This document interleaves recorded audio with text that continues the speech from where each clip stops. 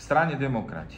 Demokrati ako politický subjekt minulý týždeň podal na nás trestné oznámenie vo veci toho, že vraj sme sa mali dopustiť spáchania trestného činu falšovania podpisov v okrese Brezno a meste Brezno. Len má to jeden háčik. Dali si vlastný gól, lebo s touto petíciou a s týmto zberom podpisov my ako organizácia nemali nič spoločné.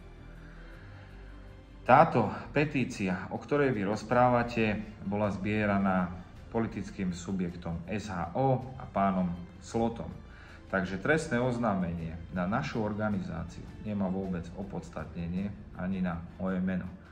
Takže my spravíme všetky právne kroky na to, aby sme docielili to, že by ste sa ospravedlnili národu, našej organizácii za to, že zneužívate naše meno, poškodzujete, ohovárate. Neviem, koho máte okolo seba, ale máte dosť zlé informácie. A taktiež tieto právne kroky budeme ďalej dávať na všetky médiá, ktoré zverejnili túto nepravdu. A naprieč celým Slovenskom.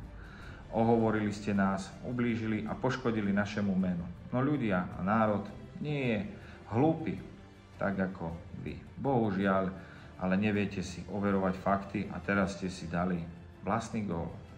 Takže, páni demokrati, som zvedavý, ako sa mi budete pozerať do očí a ospravedlňovať sa, lebo viackrát ste ma, moju osobu, spomenuli vo vašom živom vysielaní, že som nejaká hrozba, že som nejaký útočný človek a podobné žvásty, ktoré nemajú s týmto nič spoločné.